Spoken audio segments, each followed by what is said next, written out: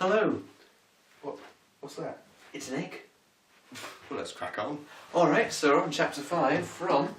This book. Absolutely. Cracking view. Or read, depending. And it's binomial expansion. Yes, they actually do binomial distribution in stats about the same time you'll be doing this in Core 2. Yeah. But we're going to run through everything as if you haven't anyway. Yeah, just in case you're not doing steps. So, it starts off with Pascal's triangle, doesn't it? It does. Pascal was this Frenchman. And he loved gambling. And he wanted to find out how many ways to get each pin down. He didn't love gambling, he was a brilliant mathematician. He was a brilliant in the mathematician. 15th century. So it's all about how many ways you can get a coin to go to something on something called a binostat. Yeah, it's all really about combinations. Yeah. If you put a coin into an arcade game, there's only one way it could have got into that section you put it in. So put it in the scoring challenge slot. It'll then hit a pin. That's one combination doing that. It's one. And then it can go either way at this pin, and there'd be one path to get to each, because there's equal chance of falling each way. That continues. Each of those is a pin. It can go straight down here, there's only one way to get to that, and one way to get to that by going straight. Yep. But in the middle, there's something different. There's two ways of getting to it, in fact. It's one, you go there, and the other one you go there. So that becomes a 2. And you can keep going with this, slow it down. Yep. But by the time you get to like the 7th row, it's a very long time. Yeah, so I thought it was something new, called the binomial theorem, and that's what we're on to. But before we actually do the binomial theorem, we've got to cover a few things first. Bloopers. So first is NCR, which is in stats. It is in stats, which is a specific combination, and factorials, where you have a number and you have an exclamation mark. And that's not something just like 4! It actually means something. So if we do have 4 factorial, it'd be the same as writing 4 times 3 times 2 times 1. It'd be the same with every number, it'd be that number and downwards. So it's 24. Yeah, so if we have an example of 4 cards. Yeah. And each one has a number in from 1 to 4. It's nice and easy. And you want to know how many arrangements you can have. Like you can have 1, 2, 3 and 4. Yeah, that's it. I've already wrote one of the arrangements. Or you could have 4, 3, 2 and 1. You can see that already there's quite a lot of those. Yeah, so you can mix that and do it, then you can mix that and do it, and so on and so on. So you can keep doing this. So this is a quick way of finding out how many ways there is.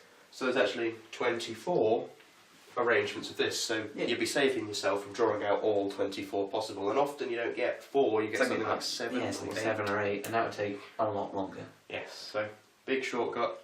There is a factorial button on your calculator. There is.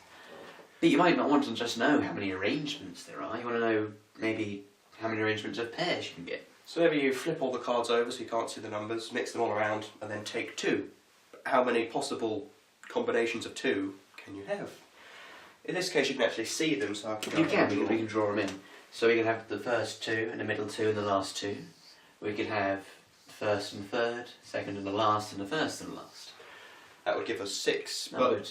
Like we said, you often don't have 4, you have something like 7, so yeah, you that's use a bit more difficult. So we use that, yeah, NCR, where N is the amount of numbers there are in total, and R is your chosen combination value. That's what C stands for, 2. Combination. That equals 6, as you can see, 1, 2, 3, 4, 5, 6. Which is handy, but you need to know how that works. And there's a formula up here. There it is. And that is given to you in your formula booklet underneath the binomial theorem. It is. But you do need to be able to understand.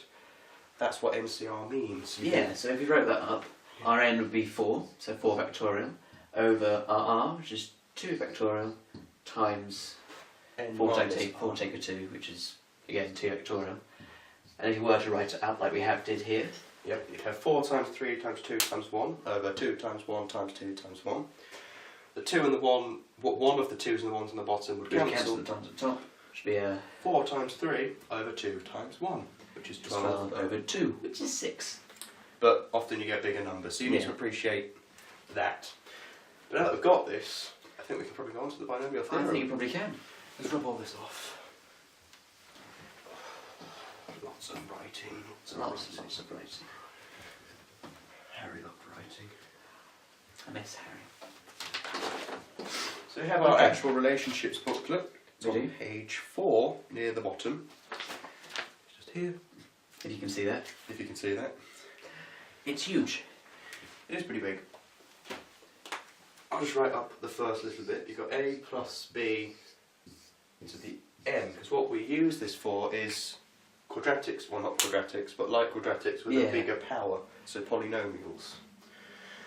Rather than expanding it out, we use this theorem and add. So we have a to the n would be the first term, and that's whatever this number is to the power of n, u plus ncr, where the r part is 1, times a to the n minus 1, so you reduce the power here. And then you add the b part. B is the 1. Then that goes on, n will be nc2, and b that will be reduced, that will be up one more, and you'll end up with b to the n. And this can be quite long. This can be. Often it will give you something like x plus 4 to the 20, find the first 4 terms. Yeah, something like that.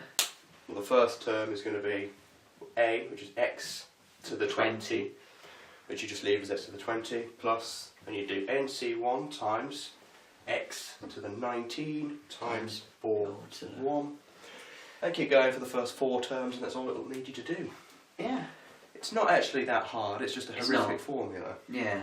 It's more of something you use as well. This is just sort of an introduction into more binomial things. Yeah. Like a few things in a core 1, you use this a lot more than it will be directly asked, but it will be directly asked in this exam. Yeah. So that's it, that is binomial theorem. It's quite a short chapter. It is quite a short chapter. Should we go and do a test yourself question now? Yeah, it's fine to test yourself. Alright, let's do it. Hello? Test yourself. Test yourself, page 67, question 2 from this book.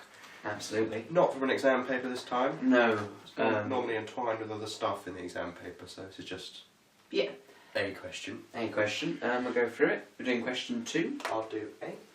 Alright, so it says, find the coefficient of x cubed in the expansion, open bracket 1 plus 4x to the 7, well, 4x, close bracket to the 7, sorry. Okay. That's it.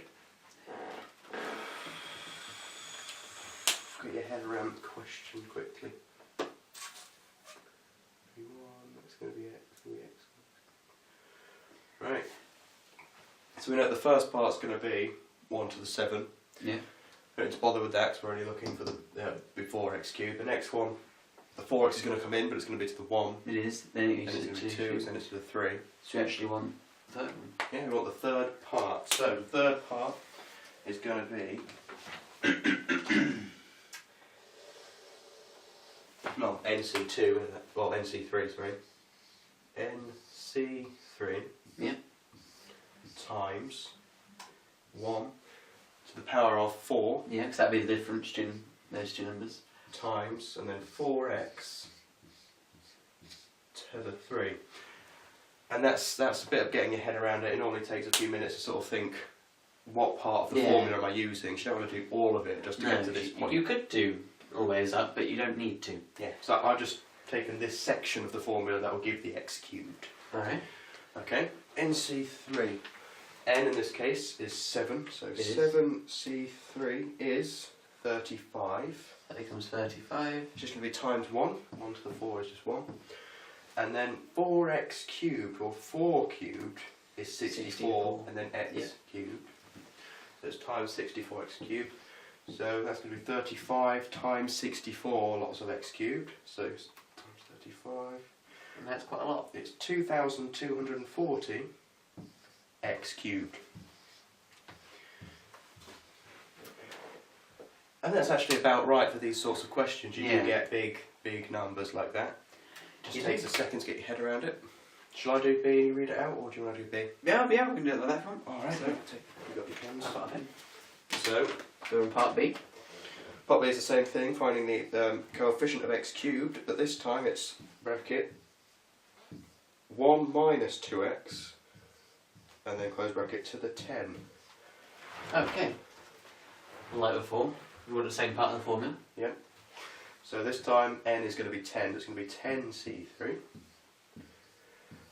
times, this time it's not going to be 1 to the 4 because it's to the 10 rather than to the 7, so the difference is actually going to be 7. Yeah. 1 to the 7 times minus 2x, be careful of the minus here, minus 2x in brackets cubed.